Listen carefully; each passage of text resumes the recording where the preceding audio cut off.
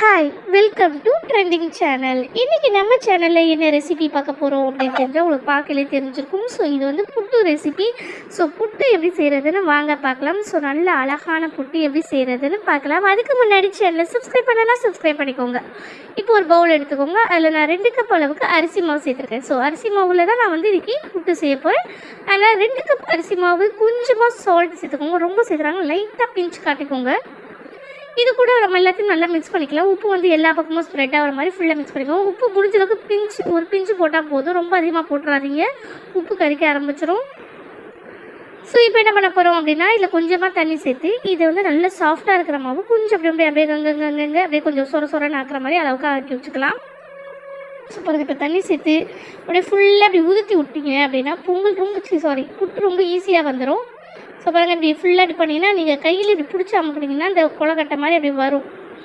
நல்லா ஸ்ட்ராங்காக வந்துச்சு அப்படின்னா இதோடைய பக்குவம் கரெக்டாக இருக்கும் அப்படின்னு அர்த்தம். இப்போ பாருங்கள், இது அப்படியே நொறுக்கிறது இந்த மாதிரி இருக்கக்கூடாது. இன்னும் கொஞ்சம் தண்ணி சேர்த்து நல்லா இன்னும் கொஞ்சம் கலரை கொடுத்தீங்கன்னா அப்படியே ஃபுல்லாக அப்படியே உதிரியாக இருக்கும். ஸோ அந்த மாதிரி ஒரு ஸ்டேஜ் வரணும். இன்னும் கொஞ்சம் தண்ணி சேர்த்துக்கோங்க. தண்ணி சேர்த்து இன்னும் ஒரு வாட்டி இந்த மாதிரி உதுத்தி விட்டீங்க அப்படின்னா கரெக்டாக இருக்கும்.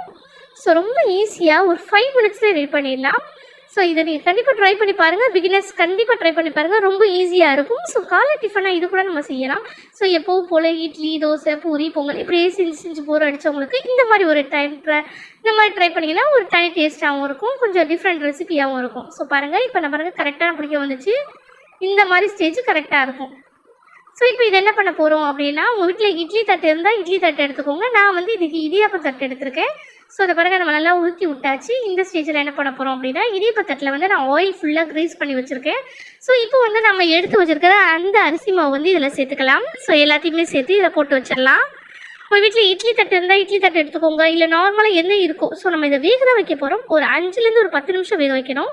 ஸோ அப்படி வேக வச்சோம் அப்படின்னா கரெக்டாக இருக்கும். ஸோ நான் வந்து ஒரு 4 இடியாப்ப தட்டு எடுத்து இதில் வந்து எல்லாத்தையுமே போட்டுக்கிறேன். ஸோ அடியில் எண்ணெய் தேய்க்க மறக்காதீங்க. ஸோ கீழே தட்டில் வந்து எண்ணெய் தேய்ச்சிடணும். எண்ணெய் தேய்ச்சதுக்கப்புறம் தான் நம்ம இதை வந்து போடணும். அப்படி இல்லை அப்படின்னா புட்டு நல்லா ஒட்டிக்கும். இப்போ பாருங்கள், நான் எல்லாத்தையுமே இந்த மாதிரி ஃபுல்லாக போட்டு வச்சுட்டேன். ஸோ ரொம்ப ஈஸியாகவே செஞ்சிடலாம். ஸோ நம்மளுடைய சேனலில் இது வரைக்கும் செய்கிற வீடியோஸ் எல்லாமே ரொம்ப சிம்பிளாகவும் ரொம்ப ஈஸியாகவும் சொன்ன மெத்தடில் தான் நான் வந்து ரொம்ப சிம்பிளாகவே செஞ்சுருக்கேன். ஸோ இதை நீங்கள் ட்ரை பண்ணி பாருங்கள். இந்த வீடியோஸ் வந்து உங்களுக்கு ரொம்ப யூஸ்ஃபுல்லாக இருக்கும்.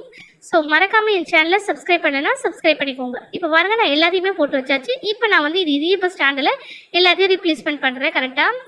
ஸோ இதுதான் என்னோடய இடியாப்ப தட்டு. ஸோ இது ரொம்ப இதாக இருக்கும். ஸோ இதை வந்து நீங்கள் அப்படியே இது பண்ணிங்க, அப்படியே ஃபுல்லாக அப்படியே மாட்டி விட்டுடலாம். மாட்டி விட்டுட்டு அது அப்படியே நம்ம இட்லி சட்டி இருக்கும்ல, இட்லி பாத்திரம், ஸோ அதில் வந்து நம்ம இதில் சேர்த்துக்கலாம். இப்போ பாருங்கள், இது நம்மளுக்கு ரெடி ஆகிடுச்சு. இப்போ வந்து என்ன பண்ண போகிறோம் அப்படின்னா, இட்லி அந்த பாத்திரத்தில் உள்ளே வச்சுக்கலாம். தண்ணி கொஞ்சமாக சேர்த்து ஒரு மூடி போட்டு மூடி ஒரு 5 நிமிஷம் இல்லை ஒரு 10 நிமிஷம் உங்களுக்கு ஏற்ற அளவுக்கு வச்சுக்கோங்க. ஸோ இப்போ ஓப்பன் பண்ணி பார்க்கலாம். இப்போ கரெக்டாக வந்துடுச்சு. இப்போ நம்ம இதை எடுத்து தூக்கி தனியாக வச்சிடலாம். தனியாக வச்சுட்டு எல்லா பிளேட்டையும் தனித்தனியாக எடுத்து வச்சுருவோம். அப்போ தான் கொஞ்சம் ஆறணும். ஸோ சூட்டோடு நீங்கள் கொட்டிடாதீங்க. ஒரு பிளேட்டாக எடுத்து ஒரு 2 நிமிஷம் ஆற வச்சுட்டு அப்படியே நம்ம இதை வந்து ஒரு பவுலில் சேர்த்துக்கலாம். ஸோ ரொம்ப சீக்கிரமாக ரொம்ப குயிக்காக செய்யக்கூடிய ஒரு ரெசிபி தான் இது. ஈவினிங் கூட செய்யலாம். நம்ம ஈவினிங் டைமில் ஸ்நாக்ஸ் டைமில் செய்யலாம். ஸோ டீ காஃபி குடிக்கிற டைமில் இந்த மாதிரி செஞ்சுக்கி அப்படின்னா ரொம்ப நல்லாயிருக்கும். ஸோ பாருங்கள், இப்போ நான் எல்லாத்தையுமே எடுத்தாச்சு. இது ஒரு 2 மினிட்ஸ் கொஞ்சம் ஆற விட்டுலாம், ரொம்ப நேரம் ஆற விடாதீங்க. ஸோ தொட்டு பார்த்தீங்கன்னா தெரியும், நல்லா இருக்கும், அப்படி நல்லா வெந்திருக்கும். இப்போ நம்ம இது எல்லாத்தையுமே ஒரு பவுலில் சேர்த்துக்கலாம். நம்மளுடைய அந்த வெந்த புட்டு மாவு வந்து புட்டை வந்து இதில் சேர்த்துக்கலாம். ஸோ ரொம்ப சீக்கிரமாகவே ரெடி பண்ணலாம், ரொம்ப கஷ்டம்லாம் கிடையாது. ஸோ இதில் எல்லாருமே தேங்காய் ஆட் பண்ணுவாங்க. நான் தேங்காய் ஆட் பண்ண போடல. ஏன்னா தேங்காய் ஆட் பண்ணோம் அப்படின்னா அங்கங்கே வந்து முழுக முடியாது, கஷ்டமாக இருக்கும், அப்படியே அங்கங்கே திப்பியாக இருக்கும். அதனால் நான் தேங்காய் போடலை. ஸோ தேங்காய் வேணால் நீங்கள் போட்டுக்கலாம். இப்போ பாருங்கள், இதுக்கு வந்து நம்ம கொஞ்சமாக சர்க்கரை ஆட் பண்ணிக்கலாம். சீனி சேர்த்ததுக்கப்புறமா இதில் கொஞ்சமாக நெய் நம்ம கண்டிப்பாக சேர்க்கணும்.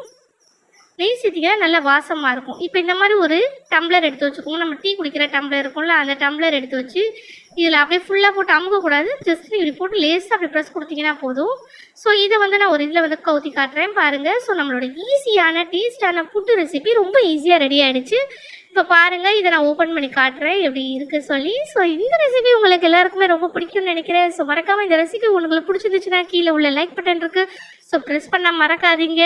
ஸோ ரொம்ப ஈஸியாக ரொம்ப டேஸ்டான ஒரு புட்டு ரெசிபி தாங்க. இதை மறக்காமல் இதை ட்ரை பண்ணி பாருங்கள். உங்கள் எல்லாருக்குமே கண்டிப்பாக பிடிக்கும். உங்கள் ஃப்ரெண்ட்ஸ் அண்ட் ஃபேமிலி மெம்பர்ஸ்க்கு இந்த வீடியோஸை ஷேர் பண்ணுங்கள். ஸோ ரொம்ப யூஸ்ஃபுல்லாக இருக்கும். ஸோ இதை ட்ரை பண்ணி பாருங்கள். ஸோ இன்னும் ஏகப்பட்ட வீடியோஸ் நம்மகிட்ட இருக்குது. ஏகப்பட்ட வீடியோஸ் ரொம்ப சிம்பிளாக ரொம்ப டேஸ்ட்டாக எல்லாமே நான் ஃபுட் கண்டென்ட்டில் தான் போடுறேன். வேறு எதுவுமே நான் போட போகிறது இல்லை.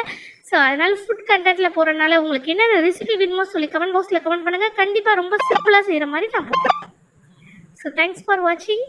Thank you so much.